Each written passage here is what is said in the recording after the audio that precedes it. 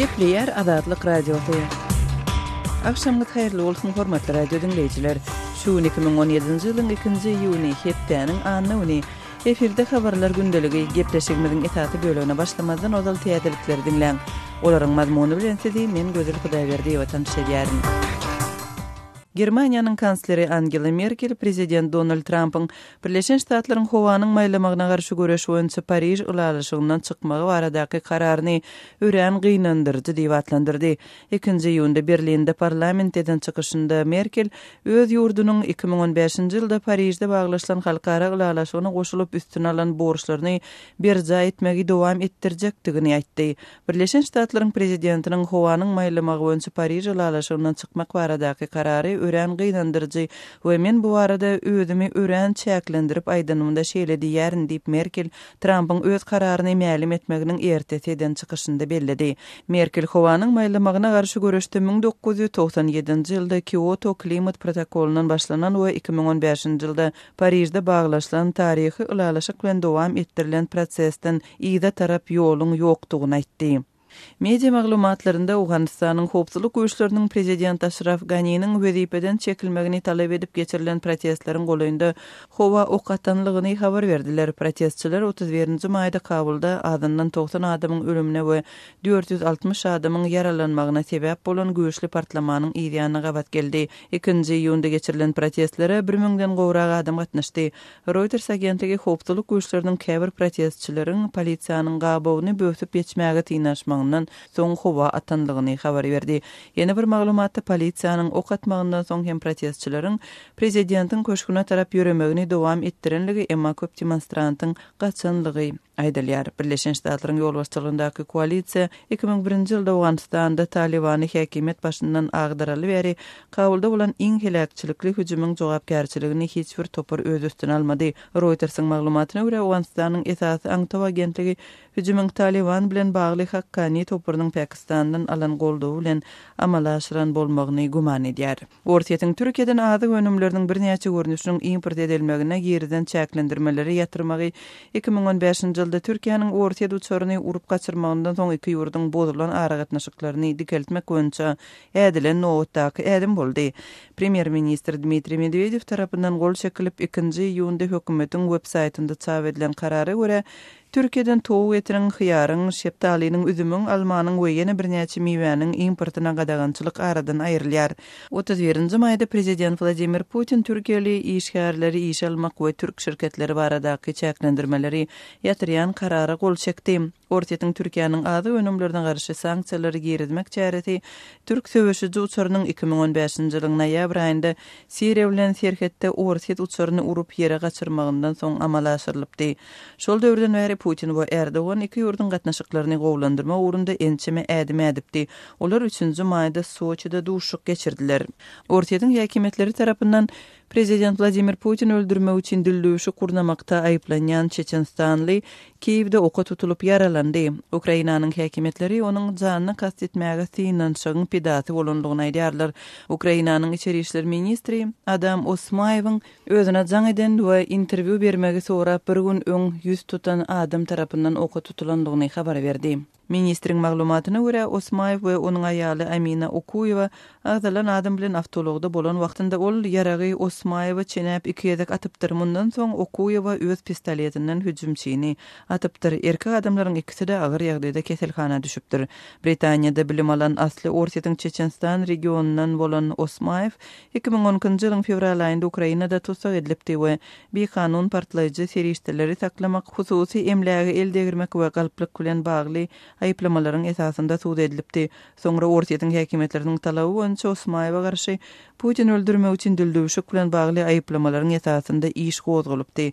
2014-nji ýylda Ortiýetiň Krym anneks edip gündöwür Ukrainadaky separatistlere goldaw bermegi sebäpli Moskwanyň we Kiýewiň arasyndaky gatnaşyklaryň yaramazlaşmagyndan soň Ukrainanyň häkimetleri Osmaýewa garşy gozgulan Putiniň janyny kastetmek dildöwüşigi baradaky işi ýatyrypdy. Soň Osmaýew we Okuýewa Ukraina hökümetiniň separatistlere garşy görüşünde Kiýewiň tarapynda söwüşipdi. Gündöwür Ukrainadaky konflikte 2014-nji ýylyň aprel aýyndan beri 9900-den gowrak adam wepat boldy. Hormatly radio dinleyijileri, siz günün käbir täzelikleri bilen tanış boldunuz. Adatlygy isleýän wagtyňyz isleýän ýeriňizde dinlemek isleýäňizmi? Munuň üçin SoundCloud tilsiminde Adatlyk radiosyny tapyň we ýazylaň. Adatlygyň maglumatlaryny ilkinji bolup dinleň. Play Store'dan ýa-da iTunes'dan SoundCloud'un tilsimini indirmek ýatdan çykarmaň. Adatlygy SoundCloud tilsiminde Adatlyk radiosy ýazyp tap bilersiňiz.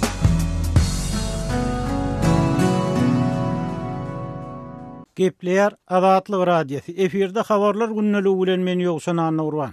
Türkmenistanyň korrupsiýa we paraxorluga garşy göreş hakynda kanun esasynda ykdysat jinayetlerine garşy göreşmek boýunça döwlet gullugy dörediligi nowatdaky kadr çalşygy geçirildi. Prezident Gurbanuly Berdimuhammedow täze gullugyň korrupsiýa garşy göreş boýunça işlenip düzülen täze döwlet programmasy esasynda döredilýändigini aýtdy. Ýurdumyň ykdysadyetine korrupsiýa we paraxorluga garşy alyp baran işler hem güýçlendirmek maksady bilen şuurda iş alyp barjak. Täze bir döwlet edarasyny döretmek barada karara geldi. Adatlyk radiosu özüniň hökümete ýakyn çeşmesine salgylanyp, şeýle gullugyň döredilýändigini we oňa ýol başy gözlenilýändigini, hukuk goraýjy işgärleriň arasynda bu edara işe geçmek üçin näçe para bermeli diýip gurrun edilýändigini 20-nji maýda habar beripdi. Korrupsiýa ýa-da ykdysat jinayetlerine garşy göreş gullugynyň başlyklygyny 2016-njy ýylyň martyndan bäri döwlet gümrük gullugynyň başlygy bolup işleýän polkownik Mehmethan Çakyýew ellenildi. Türkmen prezidenti 1-nji ýyldaky döwlet howpsuzlyk keňeşinde harby hemde hukuk goraýjy edaralaryň şu ýylyň 5 aýyna alyp baran işleriniň netijeleri boýunça hasabatlarynyň dinlenjekdigini aýdan hem bolsa, maý aýynyň soňky günlerinde geçirilen korrupsiýa derňegleri barada hiç zat aýdylmady. Ýogsa baş sudiýa Begens Şaryf odal derňegleriň dogam edýändigini aýdypdy. Emma Begens Şaryfyň baş sudiýalykdan boşadylyp, prezidentiň ýanynaky Demokratiýa we Adam hukuklary institutunyň ýolbaşçylygyna bellenenligi habar berildi. Onun yerine bolsa Kılıçmurat Haliýew ellenildi. Aýdylmagyna görä, Kılıçmurat Haliýew ýurdun garasyzlyk ýyllaryndaky 10-njy baş sudiýasy bolýar we bu kadr çalşygynyň anyk sebäpleri görkezilmeýär. Ma'lum bolşýaly 3-nji maýda Senagat boýunça vice-premier Batyr Ereşowyň tarpa taýyn aradan çykanlygy habar berildi we 4-nji maýda Aşgabatda 2007-nji ýylyň başynda häkimet çalşaly we görülmedik korrupsiýa galmagaly turdy. Netijede prezident baş prokuror Amanmurat Haliýew hemde onuň owrak prokuror korrupsiýa bilen baglykly wezifelerinden boşatdy.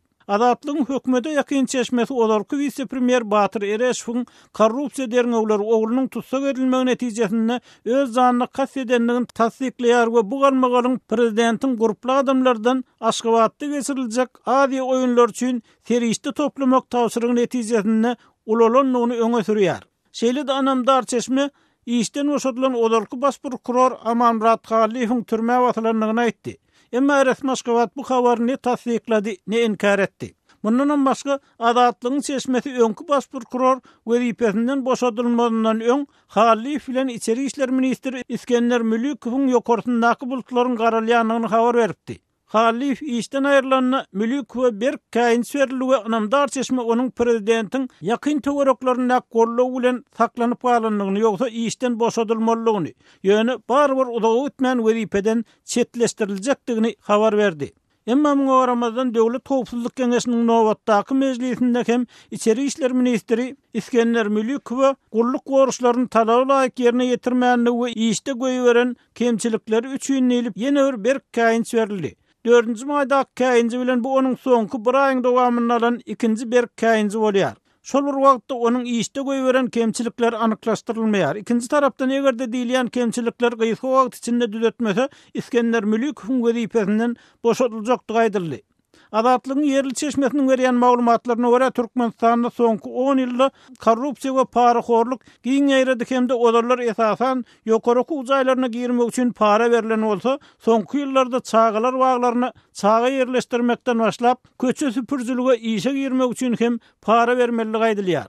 Yerli synçylar prezident Berdimuhammedowyň korrupsiýa hemde paraxorluga garşy berk göreşmek baradaky çağırışlarynyň ýurtdaky ykdysady krizisiň güýçlenmegi Aşgabatda geçiriljek adi oýunlarynyň ýakynlaşmagy bilen barha ýygzamlaşanlygyny aýdýarlar. korrupsiýa garşy kampaniýanyň çägini ýurdun degişli kanunlaryna täzeden seredilmegi, korrupsiýa aýplamalar bilen suud edilen raýatlaryň bayramçylyklara gabat geçirilýän günä geçişleri düşürilmezligi teklip edilýär. Şeýle-de prezident Berdimuhammedow ýolbaşy wezifelere bellenýän kadrlary saýlamagy has talapkar çemeleşmäge çagyrdy. Korrupsiýa meselesinde hiç kime geçirilmeli edilmejek barada häkimiýet başyna gelenne beren wadasyny gaýtalady. Öz sebitingizde bolýan wakalar barada azatlygy maglumat bermek isleseňiz, bize hat ýollaň. Metbuat email belgisi gmail.com. Siz suratlaryňyzy we videolaryňyzy hem ýollap bilersiňiz. Azatlyk siziň şahsiýetiniňizi gizlenlikde saklar. Siz bolan wakalar barada maglumat beriň. Biz hem habar bereriz. Metbuat email belgisi gmail.com. Gepleýär Azatlyk radiosy. Habarlar günneligi gepleşiňimizi men Sahra dowam etdirýän. 1-nji iýuldan başlap Aşgabatyň ýokary kujaýlarynyň studentleri Aziýada 2017 oýunlaryna görülýän taýýarlyk çärelerine çekiler diýip Kronika Türkmenistan neşri habar berýär. Neşriň 1-nji iýunda ýaýradan maglumatynda şu ýylyň sentýabr aýynda Aşgabatda geçiriljek Aziýa oýunlarynyň açylış we ýapylyş dawaralaryny şeýle-de beýleki çäreleri guramalaşdyrmak üçin daşary ýurtly spesialistleriň çagyrlandygy, olaryň studentleri ýolbaşçylyk etjektigi aýdylýar. Studentleri özleriniň suraty bolan ýürite giriş resmi namasy paýlanar. Bu iýul aýyndan başlap sport desalarynyň polisiýanyň gözegçiligi astynda boljakdygyny aňladýar. Käbir ýokary kujaýlaryň hususanda Türkmen Döwlet Uniwersitetiniň studentlerine dawaralarda geýmeli egin eşikler üçin 750 manat çemesi tölemeliklerini duýdurypdyrlar. Bu resmi kursa laýyklykda $241, Garabadyryň kursuna göre $115 çemesi bolýar diýilip neşir habar berýär. Bu maglumata Azatlyk radiosynyň ýurt içindäki çeşmeleri hem tassyklap, oňa esasan 2-nji we 3-nji kurs studentleriň gatnaşjakdygyny aýdýarlar. Bu çäreleriň haçan başlajakdygy barada anyk maglumat bolmasa-da, esasy taýýarlyklaryň 45 000 tomoşaça niýetlenen Olimpiya stadionunda geçiriljekdigi bellenilýär. Aşgabatly Sinçlaman Murat Bugaýewiň paýtagtyň ýokary kujaýlarynyň adynyň efirde agdalmadlygyny soran käbir muallimlerine we studentlerine salgylanyp aýtmagyna görä, bu çärelerde geýilmeli eşikleri satyn almak hem studentleriň boynuna dakylypdyr. Şu yerde geýilmeli atlar hakynda da student taliplerin arasynda gurrun bar. O geýimlerim 2 ýyl bolmalyşyn. Birinciden häzirki şu çärelere taýyarlyk görülýän urdy. Geýiljek bir umuman bir odyan gymmat bolmadyk eňeşikler, Aziýadan geçýän urlary geýiljek eňeşikleriň bir has paýrak ardarrak görünüşi, soňra da edil şu Aziýadanyň açılan onu on dowam etjek gulları, geýiljek toýlu wagtlary, garabyr bir ortaçy aýtmaklaryna görä, işi ikeneşiň bahasy 1000 manat çemes durjakmyşyn, onuň studentleriň, talipleriň özleri almaly boljakdyklaryny aýdýarlar.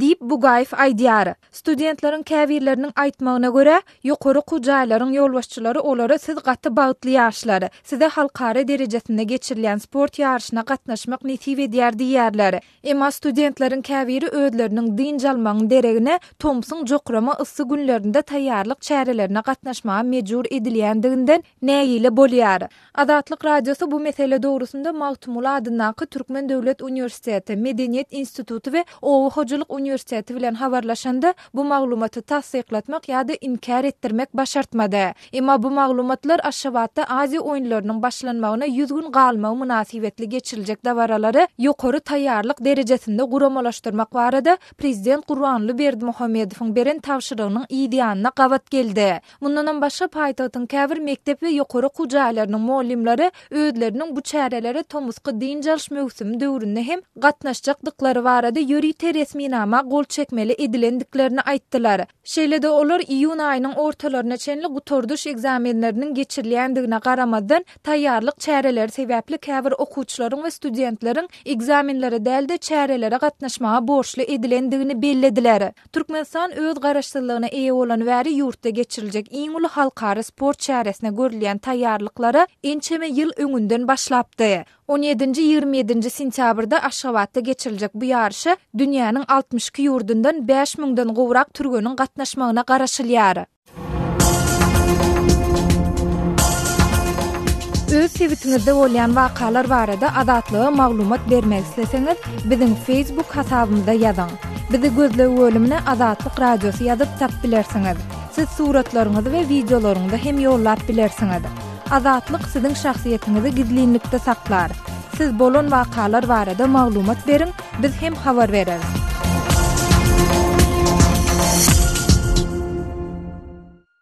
Gepleyer Adatlyk Radiosu. Hormatly dinleyijiler, efirde siz bilen men Hudaýberdi Hally. Habarlar gündeligimize başlaýarys.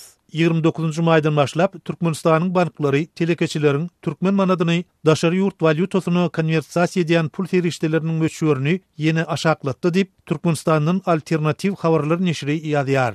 Neşriň 1-nji iýulyna çap eden maglumatyna görä, mundan öň ýurdun banklarynyň türkmen telekeçileri daşary ýurt harytlary bilen baglaşylan şertnamalaryny umumy pul serişdeleriniň 3%-ni konversiýasiýa edip bilýän bolsa, häzir bu mukdar 1,4-2% edildi. Daşary ýurtlardan getirilýän harytlaryň haýsysy üçin näçe prosent meşhurdäki manady daşary ýurt valyutasyna konversiýa edip boljakdygyny bankyň özü kesgitleýär diýip habarda berilýär. Bu maglumaty Adatlyk Radiosynyň ýurt içindäki çeşmeleri de tasdiklap, telekeçileriň türkmen manadyny daşary ýurt valyutasyna konversiýa etmek düzgünini çäklendirmeleri girizmegiň dowam edýänini aýtdy.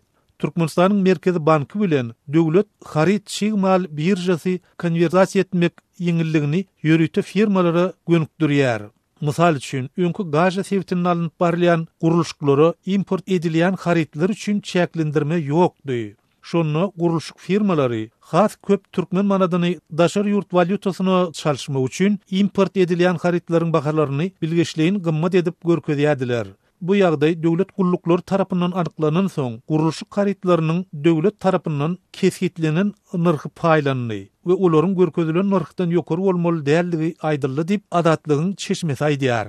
Ol häzirki ýagdaýyň döwlet buýurmalary bilen işleşýän uly telekeçiler üçin ýaman däldigini, emma munyň orta we kiçi telekeçilere ören yaramaz täsir ýetirýändigini sözüniň üstüne goşdy. Olar özleri üçin ýagdaýy gowlandyrmak istese, onu kiçi bolmadyk möçberde para bermeli bolýarlar diýip adatlygyň söhbetdeşi bilýär.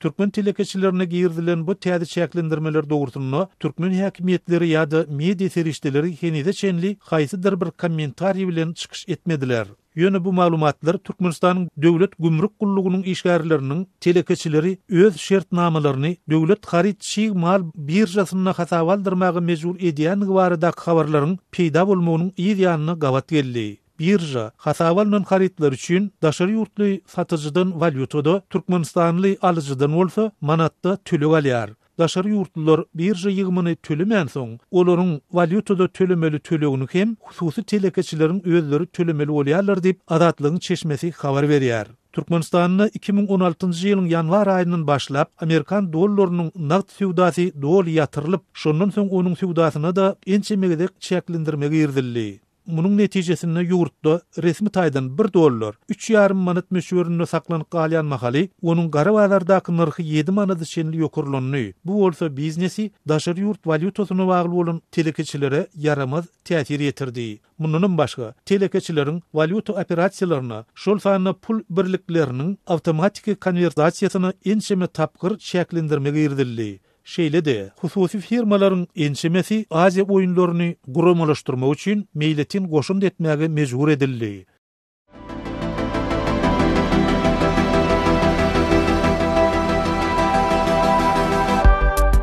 Hormatly radio dinleyijiler, Adatlyk Radiosynyň gepleşiklerini gysga tolkunlarda her akşam Aşgabat wagty bilen saat 7-den 9-a çenli 6060 kHz ýyglyklarynda 49,5 metrlerde ýa-da 11890 kHz ýyglyklarynda 25,12 metrlerde dinläp bilersiňiz. Tolkunlarymyzy ýene gaýtalarys. 6060 kHz ýyglyklarynda 49,5 metrlerde ýa-da 11890 kHz ýyglyklarynda 25,12 metrlerde dinläp bilersiňiz. Adatlyk Radiosynyň gepleşiklerini dinleň. Gepleýär Adatlyk Radiosu habarlar gündeligimizi dowam etdirýäris. Kyrgyzstanyň häkimetleri garaşsyz jurnalist Ulugbek Babakulowyň howpsuzlygyny hüpçün etmeli diýip jurnalistleri gorama goýunça komitiýa 1-nji iýunda aýtdy. Uramanyň maglumatynda Babakulowyň geçen hepde çap eden makalasynda Milletçilerin sosial mediadaky maglumatlaryny ýazgyrandan soň kanun çykarjylaryň we hökümete tarapdary media serişdeleriniň berk tankydyna eýe bolandygy habar berilýär we jurnalistiň redaktoryna salgylanyp sosial ulgamlarynda oňa ölüm haýwatynyň atylandygy bellenýär. Gazagstanyň Zanoza atly täzelikler websaýty bilen işleşýän Babakulov 23-nji maýda Fergana websaýty üçin hem makala ýazdy we sosial medialarda kyrgyz dilinde çap bolýan maglumatlary analiz edip olar ýurtda etnik özöklere garşy ýigrenji tutaşdyrýar diýip gelen netijelerini ma'lum etdi we etnik özökleri öldürmek hem Kırgız döwletini arasylamak ýaly çykyşlary çetirledi.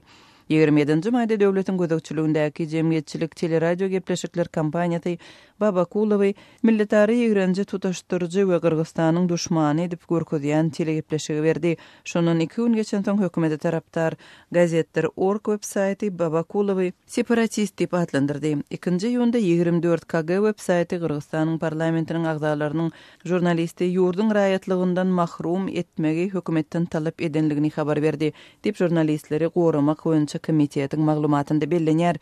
Komitetiň Ýewropa we Merkezi Aziýa boýunça koordinatory Nina Agnyanova Kırgız häkimetleri ştatyn daşary jurnalist Ulukbek Babakulowyň howpsuzlygyna we onuň ar alınmagynyň gorkmazdan habar bermek hem öz pikirini beýan etmek hukuklaryny berjaý etmäge jogapkärdir diýip belledi.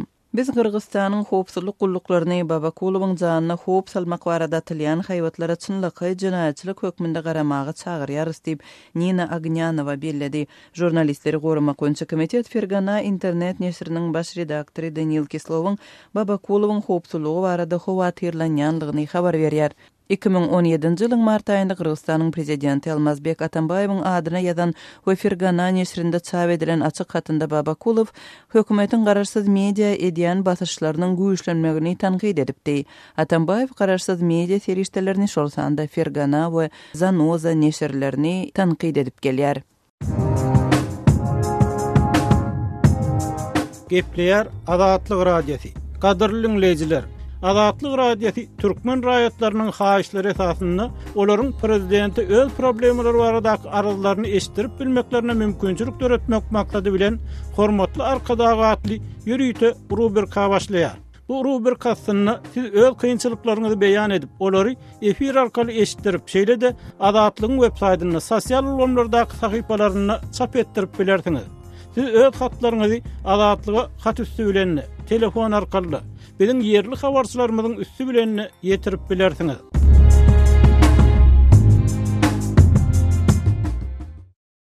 Gepleýär Azatlyk radiosi. Habarlar gündelik programmamyzyň diýersiňiz. Abbasanyň ýaranlary we garşydaşlary prezident Donald Trump'yň 1-nji ýylyny 2015-nji ýylyň Paris klimat şertnamasyndan çykmak barada kararyny ýazgardylar we bu alalyşyk barada gaýtadan gepleşmek teklibini ret etdiler. Biz bu şertnamanyň gaýtadan gepleşilip bilinmejegine berk ananyarty Fransiýanyň, Germaniýanyň, Italiýanyň liderleri bilelikde beýanat çap etdiler we munyň gynançlydygyny aýdyp, dünýäniň galan bölegini klimat özgermesine garşy göreşi güýçlendirmäge çagyrdylar. Fransuz prezidenti Emmanuel Macron 1-nji ýylyň giýişlik Trump'a telefon edip, "Hiçsadyň gaýtadan gepleşilmejekdigini" aýtdy we iki ýurdun geljekde klimat özgermesinden beýleki bilelikdäki proýektlerde tagarlalaryny gaýgyrmajakdyklaryny bellädi. Bu ýerde bir plany ýok, bu ýerde bir planetasy ýok diýip Macron şondan soň telewizion arkaly berilen çykyşyny aýtdy. Biz has az tagarlary aralaşy üçin gaýtadan gepleşik geçirmeriz. Bu mümkin nädip ol belledi. Ýewropa Komissiýasynyň prezidenti Jean-Claude Juncker Trump'yň kararyny düýpli ýalňyş diýip atlanyrsa, Abbasanyň has ýakyn ýaranlary bolan Britaniýa, Germaniýa we Ýaponiýa gynançlaryny bildirdiler we dünýäniň kömür turşy gazy boýunça ikinji uly çeşmesi bolan ýurdun bu şertnamadan çykma kararyndan lap geç bolanlyklaryny aýtdylar. Trump'yň kararyndan öňhem Ýewropa bilen klimat özgermesi şertnamasyny berja etme ugrunda işleşme wada beren Hytaý, Abbasanyň ondan çekilmegini global şowsuzlyk diýip atlanyrdy. Bu arada Sinhua döwlet habar gullugy maglumat berdi. Şeýle-de Sinhua habar gullugy Trump'yň bu şertnamadan çykmak Amerikanyň iş ýerlerini saklamagy kömek eder diýen delilini soragasyny aldy. Ortiýet Trump'yň kararyna hormat goýýanyny aýtmak bilen özüniň bu şertnamadan çykmakçy därligini belledi. Trump'yň bu karary öz ýurdunda Birleşen Ştatlarda hem garşyk reaksiýa bilen garşylandy. Kongressdäki respublikanlar onuň bu şertnama goşulan beýleki 194 ýurdun kararyna garşy durmagyny batyrgylyk hökmünde häsiýetlendirseler, demokratlar bu karary daşky gurşak üçin betbagçylyk we dünýä sahnasyndaky liderlikden çekilmek diýip adlandyrdylar. Trump'ın Abbasanyň bol alasyga gatnaşygyny derhal togtatmak barada karary Birleşen Ştatlar global daşky gurşak meselelerini diňe 2 sany kiçi ýurt, Siriýa we Nikaragua bilen bilelikde izolasiýada galýar. Abbasanyň stat gubernatorlarynyň we şäher häkimleriniň köpüsi Trump'ın bu çäresine garşy durmaga çalışjakdyklaryny we prezident Barack Obama döwründäki ýaly Birleşen Ştatlarda howa ýaýrayan kömür turşy gazlaryň alma urunyna tagalla etjekdiklerini aýtdylar. Abbasanyň olarky döwret sekretary John Kerry Trump'ın bu şertnamadan çykmak barada kararyny özüňi weýran edici karar diýip adlandyrsa, olarky vice-premier Al Gore Trump'ın kararyny oýlanşyksız hereket hökmünde häsiýetlendirdi we onuň Amerikanyň dünýädäki ornuny peteldiýändigini aýtdy. Trump bu şertnamadan çykmak barada kararyny düşündirip, özüniň Pariziň ýaşaýjylaryna däl eýsem Pittsburghyň raýatlaryna wekilçilik etmek üçin saýlanandygyny aýtdy. Emma ol Pittsburghyň häkiminden hem gaýtaglarly. 20-nji asyrda esasy polo dönürjüleriň biri bolan şäher inni daşky gurşaga hemde teknologik progresi berilip özüni ýaşy şäher hökmüne wagt edýär. Pittsburgh dünýä bilen bilelikde durýar we Paris şertnamasyna erer diýip şäheriň häkimi Bill Petuda Twitter'da aýtdy hemde Trump'ın garşydaşy Hillary Clinton'yň bu şäherde sesleriň 80%-ni alanlygyny ýatlatdy. Azatlygy line ulgamynda Osmok 420 773 797 383 telefon belgisi arkaly tapyp bilersiňiz. Biziň bilen habarlaşyp maglumatlary, suratlary we videolary ugradyň. Şahsiýetiniz dogry gizlilikde saklanır. Osmok 420 773 797 383.